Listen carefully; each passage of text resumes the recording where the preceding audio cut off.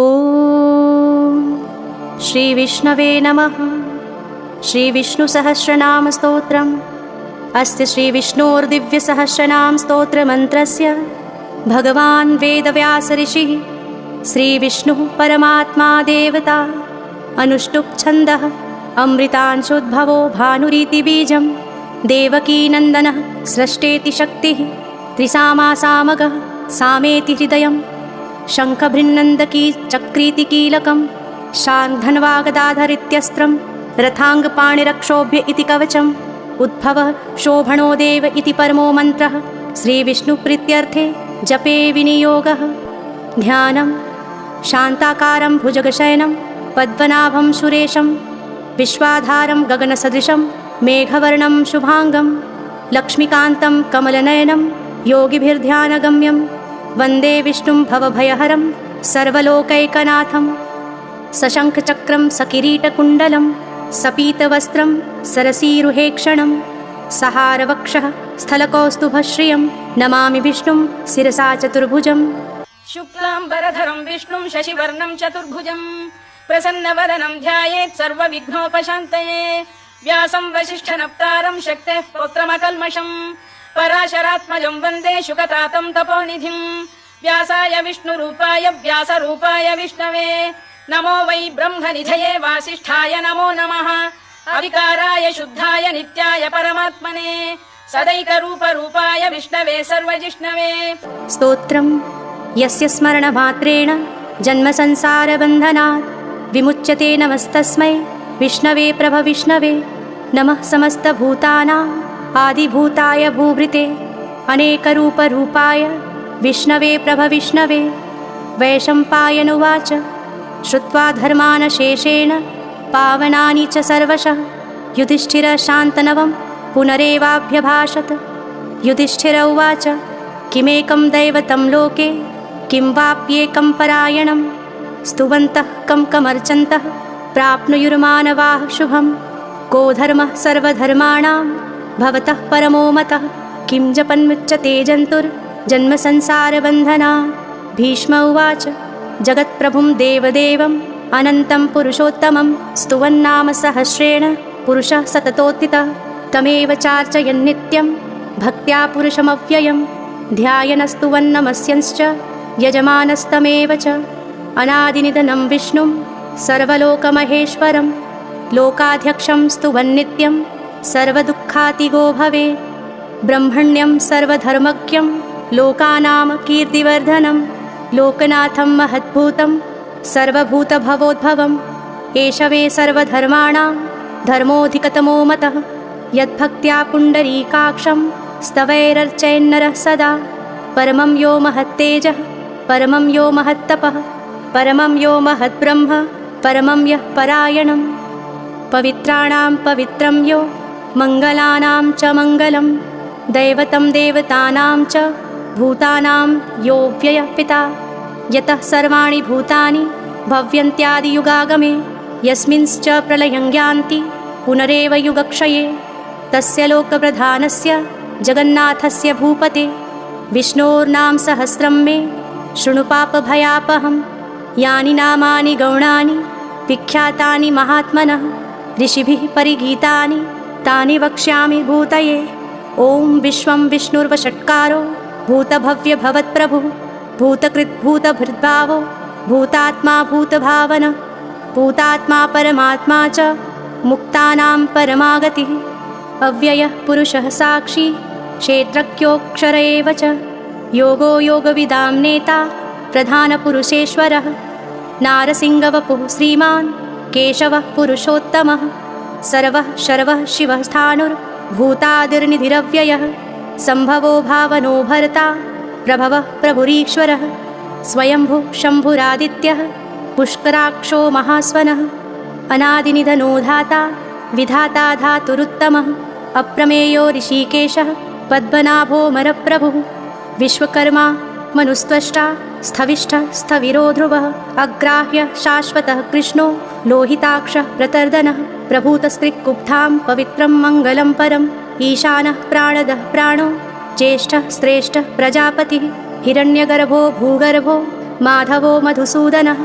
ईश्वरो विक्रमी धन्वी मेधावी विक्रमः क्रमः अनुत्तमो दुराधर्षः कृतज्ञः कृतिरात्मवान् सुरेशः शरणं शर्म विश्वरेता प्रजाभव अहः संवत्सरो व्यालः प्रत्ययः सर्वदर्शनः अजः सर्वेश्वरः सिद्धः सिद्धिः सर्वादिरच्युतः वृषाकपिरमेयात्मा सर्वयोगविनिश्रितः वसुर्वसुमना सत्यः समात्मा सम्मितः समः अमोघः पुण्डरीकाक्षो वृषकर्मा वृषाकृतिः रुद्रो बहुशिरा ब्रभ्रुर्विश्वयोनिः शुचिश्रवाः अमृतः शाश्वतः स्थाणुर्वरारोहो महातपाः सर्वगः सर्वविद्वानुर्विश्वक्सेनो जनार्दनः वेदो वेदविदव्यङ्गो वेदाङ्गो वेदवित्कविः लोकाध्यक्षः सुराध्यक्षो धर्माध्यक्षः कृताकृतः चतुरात्मा चतुर्व्यूहः चतुर्दंष्ट्र चतुर्भुजः भ्राजिष्णुर्भोजनं भोक्ता सहिष्णुर्जगदादिजः अनघो विजयो जेता विश्वयोनिः पुनर्वसुः उपेन्द्रो वामनः प्रांशुः अमोघः शुचिरुर्जितः अतीन्द्रः सङ्ग्रहः सर्गो धृतात्मा नियमो यमः वेद्यो वैद्यः सदा योगी विरहामाधवो मधुः अतीन्द्रियो महामायो महोत्साहो महाबलः महाबुद्धिर्महावीर्यो महाशक्तिर्महाद्युतिः अनिर्देश्य वपुः श्रीमान् न मे आत्मा महादृधिक् महेश्वासो महीभर्ता श्रीनिवासः सतां गतिः अनिरुद्धः सुरानन्दो गोविन्दो गोविदाम्पतिः मरीचिर्दमनोहंसः सुपर्णो भुजगोत्तमः हिरण्यनाभः सुतपाः पद्मनाभः प्रजापतिः अमृत्युः सर्वदृक्सिंहः सन्धाता सन्धिमान् स्थिरः अजो दुर्मर्षणः शास्ता विश्रुतात्मा सुरारिहा गुरुर्गुरुत्तमो धाम सत्यः सत्यपराक्रमः निमिषो निमिषः सग्वी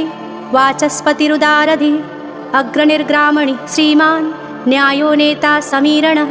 सहस्रमूर्धा विश्वात्मा सहस्राक्षः सहस्रपात् आवर्तनो निवृत्तात्मा संवृतः सम्प्रमर्दनः अहः संवर्तको वह्निः अनिलो धरणीधरः सुप्रसादः प्रसन्नात्मा विश्वदृक् विश्वभुक् विभुः सत्कर्ता सत्कृतः साधुर्जह्नुर्नारायणो नरः असङ्ख्येयो प्रमेयात्मा विशिष्टः शिष्टकृच्छुचिः सिद्धार्थः सिद्धसङ्कल्पः सिद्धिदः सिद्धिसाधनः वृषा हि वृषभो विष्णुर्वृषपर्वा वृषोदरः वर्धनो वर्धमानश्च विविक्तः श्रुतिसागरः सुभुजो दुर्धरो वाग्मी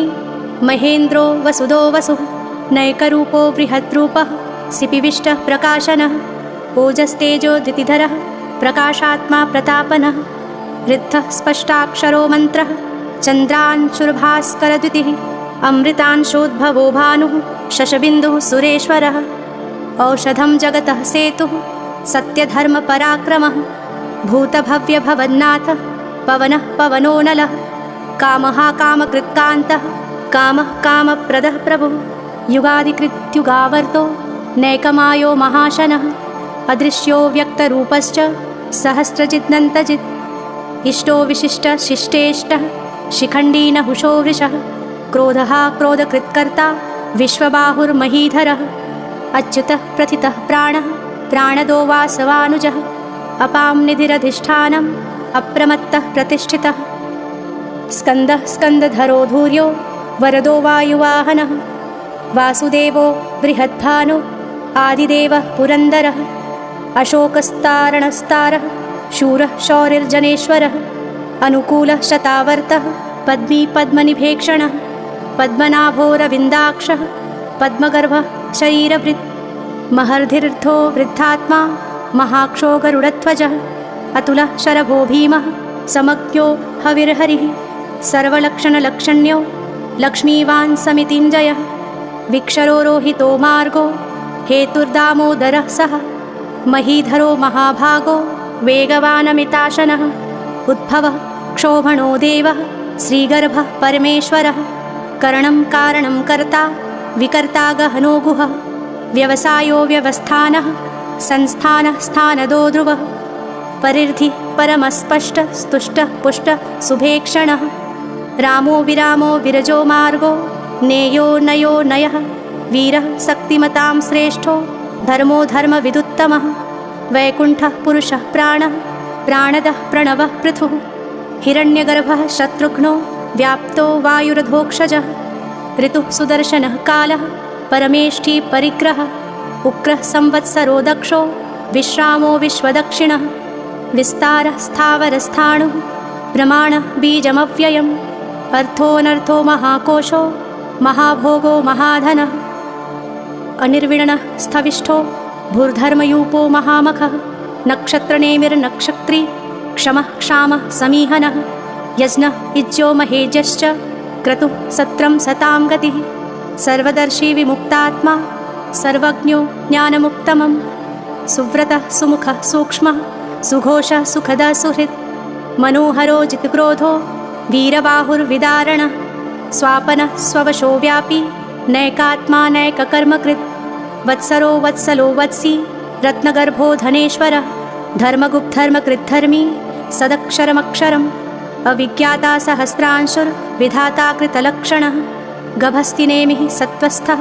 सिंहो भूतमहेश्वरः आदिदेवो महादेवो देवेशो देवभृद्गुरु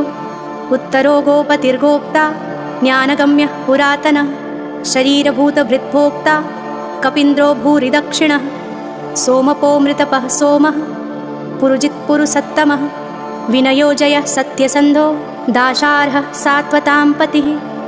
जीवो विनयिता साक्षी मुकुन्दोमितविक्रमः अम्भोनिधिरनन्तात्मा महोदधिशयोऽन्तकः अजो महारः स्वाभाव्यो जितामृतः प्रमोदनः आनन्दो नन्दनो नन्दः सत्यधर्मा त्रिविक्रमः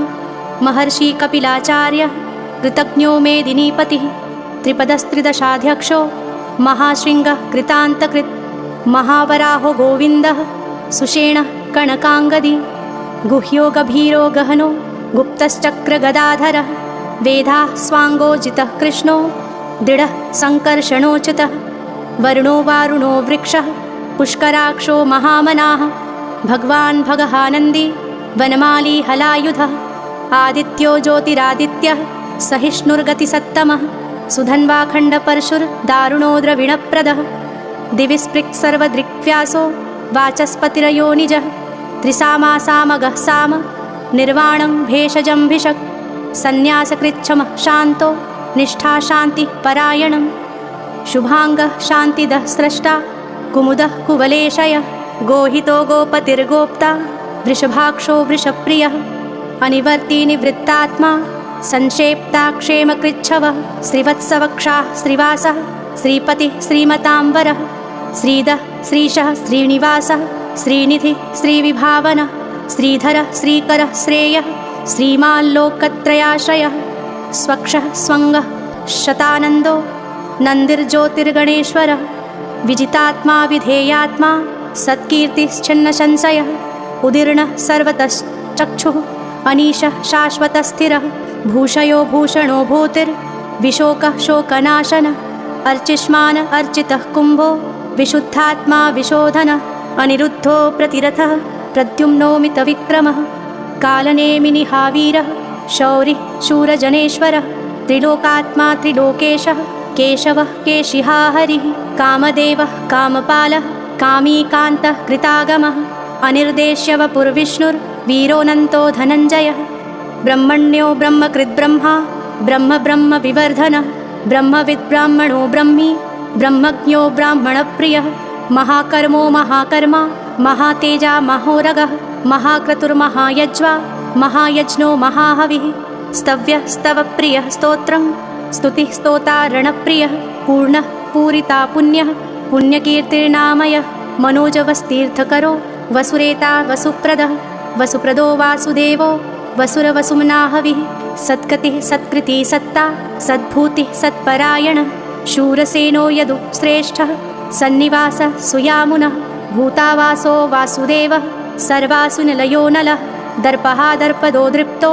दुर्धरोऽथापराजितः विश्वमूर्तिर्महामूर्तिर्दीप्तिमूर्तिर्मूर्तिमान् अनेकमूर्तिर्व्यक्तः शतमूर्तिशताननः एकोनैकः स वः कः किं यत्तत्पदमनुत्तमं लोकबन्धुर्लोकनाथो माधवो भक्तवत्सलः सुवर्णवर्णो हेमाङ्गो वराङ्गश्च नन्दनाङ्गदी वीरः विषमः शून्यो धृताशीरचलश्चलः अमानीमानदो मान्यो लोकस्वामी त्रिलोकदृक् सुमेधा मेधजो धन्यः सत्यमेधाधराधर तेजो वृषोद्युतिधरः सर्वशत्रभृताम्बरः प्रग्रहो निग्रहो व्यग्रो नैकशृङ्गो गदाग्रजः चतुर्मूर्तिश्चतुर्बाहुश्चतुर्व्यूहः चतुर्गतिः चतुरात्मा चतुर्भावश्चतुर्वेदविदेकपात् समावर्तो निवृत्तात्मा दुर्जयो दुरतिक्रमः दुर्लभो दुर्गमो दुर्गो दुरावासो दुरारिहा शुभाङ्गो लोकसारङ्गः सुतन्तस्तन्तुवर्धनः इन्द्रकर्मा महाकर्मा कृतकर्मा कृतागमः उद्भवः सुन्दरः सुन्दो रत्ननाभः सुलोचनः अर्को वात्सनः शृङ्गी जयन्तः सर्वविजयी सुवर्णबिन्दुरक्षोभ्यः सर्ववागीश्वरेश्वरः महाहृदो महागर्तो महाभूतो महानिधिः कुमुदः कुन्दरः कुन्दः पर्जन्यः पावनोऽनिलः अमृताशो मृतवपुः सर्वज्ञः सर्वतोमुखः सुलभः सुव्रतः सिद्धः शत्रुजिच्छत्रुतापनः न्यग्रोधोदुम्बरोश्वस्थः चाणुरान्ध्रनिषूदनः सहस्रार्चिः सप्तजिह्वः सप्तैधाः सप्तवाहनः अमूर्तिरग्न्योचिन्त्यो भयकृत् भयनाशनः अणुर्बृहत्कृशः स्थूलो गुणभृन्निर्गुणो महान् अधृतः स्वधृतः स्वास्यः प्राग्वंशो वंशवर्धनः भारभृत्कथितो योगी योगीशः सर्वकामदः आश्रमः श्रमणः श्रामः सुपर्णो वायुवाहनः धनुर्धरो धनुर्वेदो दण्डो दमयितादमः अपराजितः सर्वसहो नियन्ता नियमो यमः सत्त्ववान् सात्विकः सत्यः सत्यधर्मपरायणः अभिप्रायः प्रियार्योरः प्रियकृत् प्रीतिवर्धनः विहाय सगतिर्ज्योतिः सुरुचिर्हुत्फुग्विभुः रविर्विरोचनः सूर्यः सवितारविलोचनः अनन्तो हुत्फुग्भोक्ता सुखदो नैकजोऽग्रजः अनिर्विण्णः सदामर्षि लोकाधिष्ठानमद्भुतः सनातन्तमः कपिलः कपिरप्ययः स्वस्तिदः स्वस्तिकृत् स्वस्ति स्वस्तिभुक् स्वस्ति दक्षिणः अरौद्रः कुण्डलीचक्री विक्रमयुर्जितशासनः शब्दातिगः शब्दसः शिशिरः शर्वरीकरः अक्रूरः पेशलो दक्षो दक्षिणः क्षमिणां वरः विद्वत्तमो वीतभयः पुण्यश्रवणकीर्तनः उत्तारणो दुष्कृतिः पुण्यो दुःस्वप्नप्रणाशनः वीरः रक्षणः सन्तो जीवनः पर्यवस्थितः अनन्तरूपो अनन्तशिरजित्मन्युर्भयापः चतुरश्रो गभीरात्मा विदिशो व्यादिशो दिशः अनादिर्भुर्भुवो लक्ष्मीः सुवीरो रुचिराङ्गदः जननो जनजन्मादिर्भीमो भीमपराक्रमः आधारनिलयो धाता पुष्पहासः प्रजागरः ऊर्ध्वगः सत्पथाचारः प्राणदः प्रणवः पणः प्रमाणं प्राणनिलयः प्राणभृत् प्राणजीवनः तत्त्वं तत्त्वविदेकात्मा जन्ममृत्युजरातिगः भूर्भुवः स्वस्तरुस्तारः सविता प्रपितामहः यज्ञो यज्ञपतिर्यज्वा यज्ञाङ्गो यज्ञवाहनः यज्ञभृत्यज्ञकृत्यज्ञी यज्ञभुक्यज्ञसाधनः यज्ञान्तकृत्यज्ञगुह्यमन्नमन्नाद एव च आत्मयोनिः स्वयं जातो वैखानः सामगायनः देवकीनन्दनः स्रष्टा क्षितिशः पापनाशनः शङ्खभृन्नन्दकी चक्री शाङ्धन्वागदाधरः रथाङ्गपाणिरक्षोभ्यः सर्वप्रहरणायुधः सर्वप्रहरणायुधो नम इति वनमाली गरीशाङ्गी शङ्खी चक्री च नन्दकी श्रीमान् नारायणो विष्णुर्वासुदेवोऽभिरक्षतु वनमाली गरीशाङ्गी शङ्खी चक्री च नन्दकी श्रीमान् नारायणो विष्णुर्वासुदेवोऽभिरक्षतु वनमाली गरीशाङ्गी शङ्खी चक्री च नन्दकी श्रीमान् नारायणो विष्णुर्वासुदेवोऽभिरक्षतु फलश्रुतिः इतीदं कीर्तनीयस्य केशवस्य महात्मनः नाम्नां सहस्रं दिव्यानामशेषेण प्रकीर्तितं य इदं शृणुया नित्यं यश चापि परिकीर्तयेत् नाशुभं प्राप्नुयात् किञ्चित् सोमुत्रेह च मानवः वेदान्तगो ब्राह्मणः स्यात् क्षत्रियो विजयी भवेत् वैश्यो धनसमृद्धः स्याच्छूद्रः सुखमवाप्नुयात् धर्मार्थी प्राप्नुयुर्धर्मम् अर्थार्थी चार्थमाप्नुयात् कामान् वाप्नुयात् कामी प्रजार्थी प्राप्नुयात् प्रजां भक्तिमान्यः सदोत्थाय शुचिस्तदगतमानसः सहस्रं वासुदेवस्य नाम्नामेतत् प्रकीर्तये यशः प्राप्नोति विपुलं ज्ञातिप्राधान्यमेव च अचलां श्रियमाप्नोति श्रेयः प्राप्नोत्यनुत्तमं न भयं क्वाचिदाप्नोति वीर्यं तेजश्च विन्दति भवत्यरोगो द्युतिमान् बलरूपगुणान्वितः रोगार्तो मुच्यते रोगात् बुद्धो मुच्येत् बन्धनात् भयान्मुच्येत् भीतस्तु मुच्येतापन्नापदः दुर्गाण्यतितरत्याशु पुरुषः पुरुषोत्तमं स्तुवन्नाम सहस्रेण नित्यं भक्तिसमन्वितः वासुदेवाश्रयो मर्त्यो वासुदेवपरायणः सर्वपापविशुद्धात्मा याति ब्रह्म सनातनं न वासुदेवभक्तानाम् अशुभं विद्यते क्वचित् जन्ममृत्युजराव्याधिं भयं नैवोपजायते इमं स्तमं मधीयानः श्रद्धाभक्तिसमन्वितः युज्येतात्मसुखक्षान्ति श्रीधृतिस्मृतिकीर्तिभिः न क्रोधो न च मात्सर्यं न लोभो नाशुभामतिः भवन्ति कृत्पुण्यानां भक्तानां पुरुषोत्तमे द्यौः सच्चन्द्रार्कनक्षत्रा खं दिशो भूर्महोदधिः वासुदेवस्य वीर्येण विधृतानि महात्मनः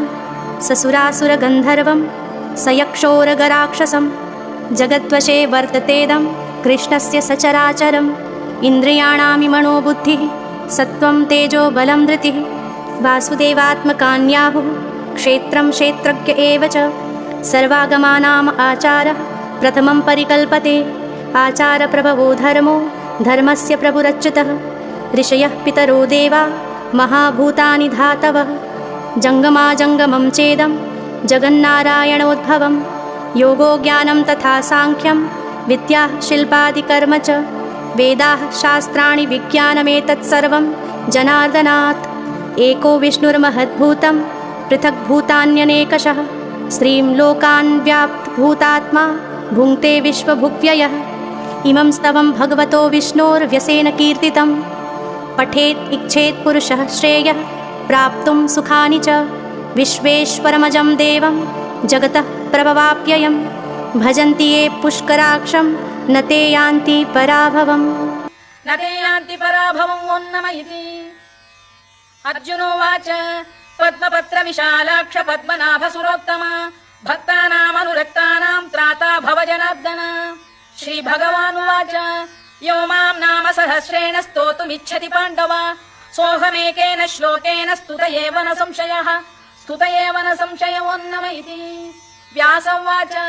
वासनाद् वासुदेवस्य वासितं भुवनत्रयं सर्वभूतनिवासोऽसि वासुदेव नमोऽस्तु ते वासुदेव नमोऽस्तु ते ॐ नमः इति पार्वत्युवाच केनोपायेन लघुना विष्णोर्नाम सहस्रकम् पठ्यते पण्डितैर्नित्यं श्रोतुमिच्छाम्यहं प्रभो ईश्वर उवाच श्रीराम राम रामेति रमे रामे मनोरमे सहस्रनाम तत्तुल्यं राम नाम वरानने श्रीराम राम रामेति रमे रामे मनोरमे सहस्रनाम तत्तुल्यं राम नाम वरानने श्रीराम राम रामेति रमे रामे मनोरमे सहस्रनाम तत्तुल्यं राम नाम वरानने राम नाम वरानन ॐ नमः इति ब्रह्मोवाच नमोऽस्त्वनन्ताय सहस्रमूर्तये सहस्रपादाक्षि शिरोरुबाहवे सहस्रनाम्ने पुरुषाय शाश्वते सहस्रकोटियुगधारिणे नमः सहस्रकोटियुगधारिणे नमः ॐ नमः इति सञ्जय उवाच यत्र योगेश्वर कृष्णो यत्र पार्थो धनुर्धरः तत्र श्रीर्विजयो भूतिर्ध्रुवा नीतिर्मतिर्मम श्रीभगवानुवाच अनन्याश्चिन्तयन्तो मां ये जनाः पर्युपासते तेषां नित्याभियुक्तानां योगक्षेमम् अहम्यहम् परित्राणाय साधूनां विनाशाय च दुष्कृताम् धर्म संस्थापनार्थाय सम्भवामि युगे युगे आर्ता विषण्णाः शिथिलाश्च भीता घोरेषु च व्याधिषु वर्तमानाः संकीर्त्य नारायण शब्दमात्रं विमुक्त दुःखाः सुखिनो भवन्तु कायेन वाचा मनसेन्द्रियैर्वा बुद्ध्यात्मना वा प्रकृते स्वभावात्